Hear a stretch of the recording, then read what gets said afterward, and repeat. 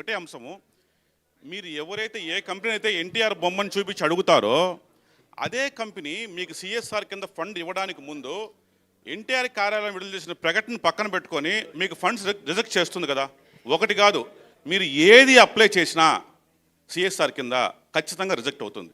ఎందుకంటే రా ఎన్టీఆర్కి మీరు ఎలాగో ఎన్టీఆర్ బొమ్మ చూపిస్తారు, అందులో 100% సిఎస్ఆర్ కింద మీరు అడుగుతారు కదా. అదే రా ఎన్టీఆర్ సంస్థ అప్లై చేస్తే మీకు వచ్చి ఎన్టీఆర్ విడుదల చేసిన ప్రకటన మీకు చూపించి మీకు ఫండ్ రిజెక్ట్ చేస్తారు కదా. అన్ని చోట్ల మీకు ఎదురు కాకూడదు, అలాంటి సందర్భం రాదనుకుంటున్నారా? ఈ స్టేట్మెంట్ కరెక్ట్గా 5 రోజుల కిందటే వచ్చింది సార్ మా రామారావు గారి ఆఫీస్ నుంచి. ఎన్టీఆర్కి రా ఎన్టీఆర్కి సంబంధం లేదు అని. అందుకే మేము వెంటనే ఒక న్యూస్ ఛానల్ అడిగినప్పుడు మేము డిబేట్లో మొరబెట్టుకున్నాం, మేము పడుతున్న కష్టాలు ఇది, మా ప్రాబ్లమ్స్ ఇవని. ఇప్పుడు మీరు అన్నారు మేము వ్యక్తుల దగ్గరికి వెళ్ళి అడగట్లా, వ్యవస్థల దగ్గరికి వెళ్ళి సిఎస్ఆర్స్ రైజ్ చేస్తున్నాం. And CSRs is 100% legitimate and on bylaw. అదే సార్ నేను అంటుంది, ఇది ప్రెస్ మీట్ ప్లానింగ్ కంటే తర్వాత జరిగింది, ఇది ప్రెస్ మీట్లో మనం మాట్లాడుకోవడం కంటే తర్వాత జరిగింది, 4 రోజుల కింద జరిగింది. దీని వెనకాల ఎవరున్నారు, ఎందుకు ఇలాంటి స్టేట్మెంట్ వచ్చింది, 7 సంవత్సరాలుగా కష్టపడి పనిచేస్తున్న ఒక వ్యవస్థ మీద ఇలా వేయడానికి గల రీజన్స్ ఏంటి, ఇవేం మాకు తెలియవు కదా.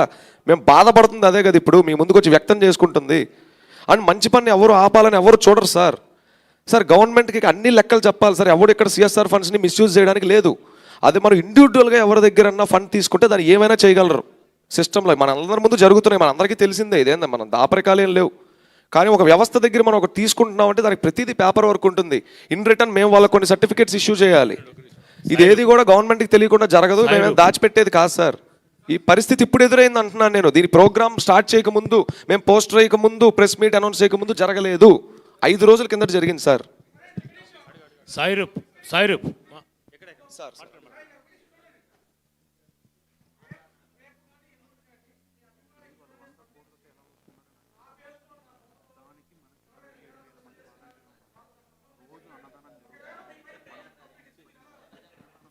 పోలీస్ కంప్లైంట్ అంటే సార్ ఇక్కడ అదే సార్ మేము ఉంటుంది.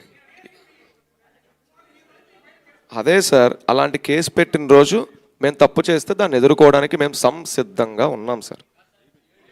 సాయిరూప్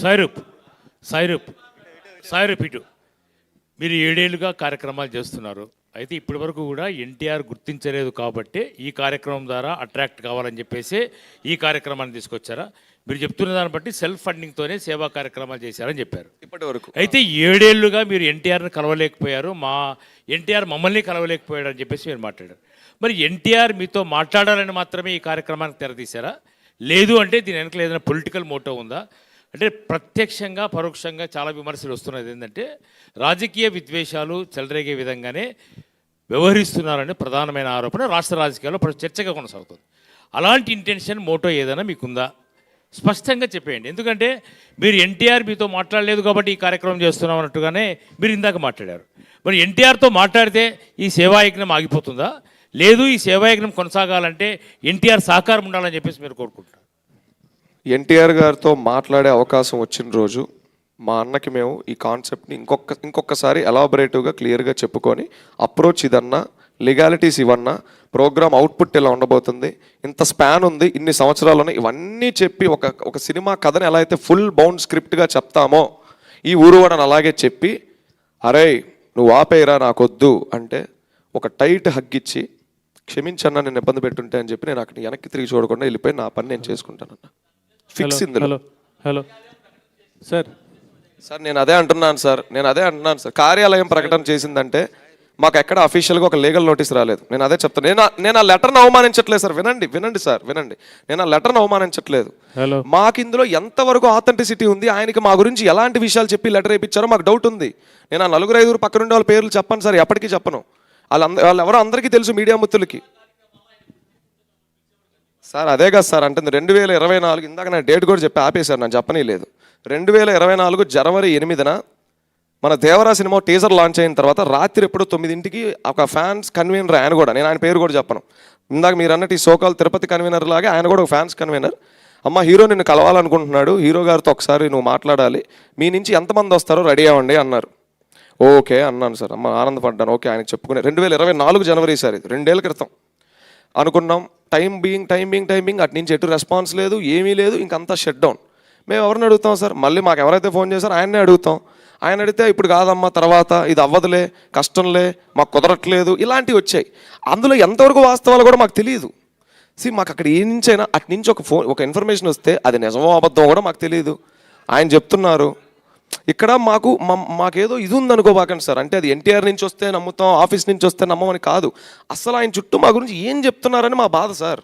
సార్ ఒక్క నిమిషం, ఇప్పుడు అంటే ఇన్ని కోట్ల మంది అభిమానులు ఉన్నారని అనుకుంటున్నారు కదా మీరు. అంటే ఒక ముగ్గురు నలుగురు ఆయన దగ్గరుండి చెప్తే వినేంత బలహీన పరిస్థితుల్లో ఆయన ఉన్నాడు అనుకుంటున్నారా? లేకపోతే మీరు చేస్తుండే సేవల మీద ఆయన నమ్మకం లేక మీకు రెస్పాండ్ కావట్లేదు అంటారా? అంత బలహీనంగా ఉన్నాడా? ఒక ముగ్గురు నలుగురు చెప్తే వినేంత బలహీనం అని కాదు సార్, బలహీనం అని కాదు. నందమూరి తారక రామారావు గారు సినిమాల్లో అంటే ఇటీవల మీరు గమనించుంటే ఆయన ఫిజిక్ కానివ్వండి, ఆయన వర్కౌట్స్ కానివ్వండి, రోజుకు ఒక పూట తినడం, ఆ లీన్ లుక్ కోసం, ఇలా గత 4-5 సంవత్సరాలుగా ఆయన కష్టం ఎంతో ఉంది సినిమాల మీద. ఆయన ఎంతో అలరిస్తున్నారు ఆడియన్స్ని సార్. అదే సార్ వినండి సార్, నన్ను కంప్లీట్ చేయనివ్వండి సార్ కొంచెం. సార్ నేను మానసిక పరిస్థితి గురించి నేను మాట్లాడలేదు, మీరు అటువైపు వెళ్ళకండి. అదే సార్ వినండి. ఇది ఒక మనిషి చేసేదో, లేకపోతే ఇది ఒక 5 నెలలు 6 నెలలు చేసి ఆపేసేదో అయితే, ఒక మనిషి